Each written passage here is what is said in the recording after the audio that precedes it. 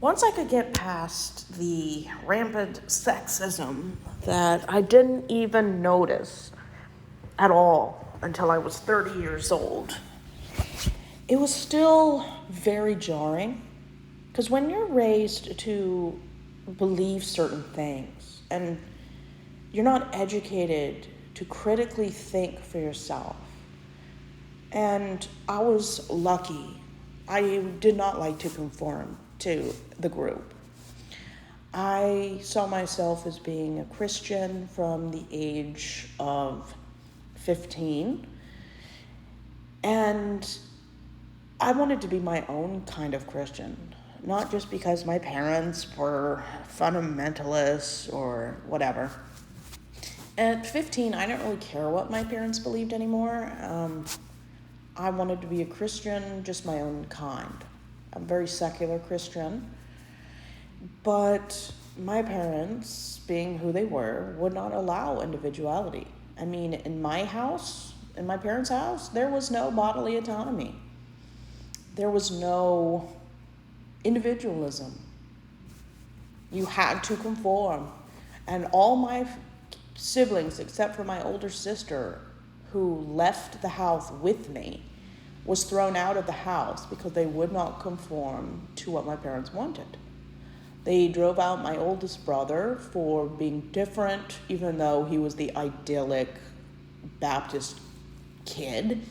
The second eldest brother, they drove him to the military because of their fanatical beliefs. The fourth kid, the youngest son, they told him to 30 days get out because he wanted to just act like a 20-year-old.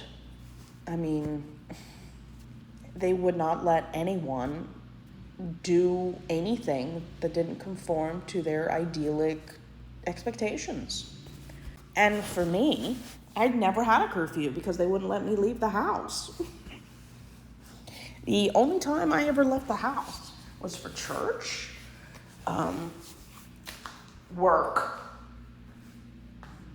That was it. And they controlled where I worked. They controlled what I wore, how I spoke, how I believed.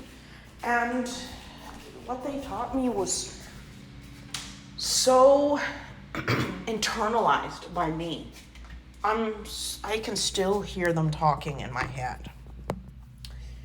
They drill in their beliefs so deep. I still dream about things in my childhood. I still dream and am afraid to be different. This is how deep indoctrination goes. It's so deep. And just because I'm the only kid that seemed to be traumatized this way in 5 kids doesn't mean I'm making it up. It doesn't mean that I'm making a big deal about nothing, because people experience trauma differently.